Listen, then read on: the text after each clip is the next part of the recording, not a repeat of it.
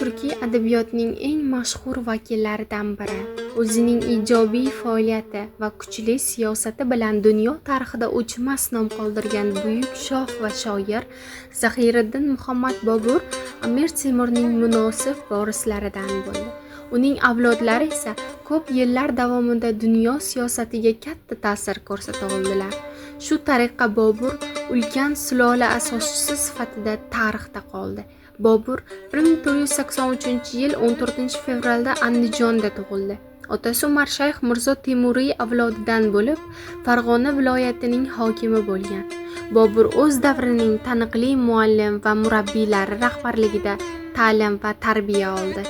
Otasi Umar Shayx Mirzo 1495-yilda vafot etgach, 12 yoshda uning o'rniga taxtga o'tirdi.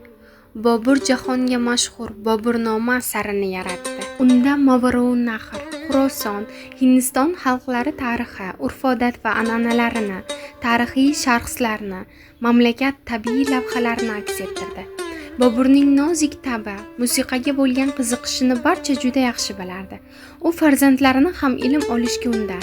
Ular uchun eng yaxshi ustozlardan homiylik qilishni so'rardi. Boburning o'rtancha o'g'li Kamronda ham shoirlik qobiliyati paydo bo'ldi. U Kamron taxallusi bilan ruboiy va g'azallar bitishni boshladi. Boburning sevimli qizi Gulbadan begim esa nasr yo'nalishida bordi. Uning katta akasi Humoyunga bag'ishlab yozgan Humoyunnoma asari muhim tarixiy hujjatlardan biri bo'lib qoldi. Bobur 1530-yilning 26-dekabrida Hindistonning Agra shahrida o'zi bunyod etgan go'zal maskan Zarafshon chorbog'ida vafot etdi.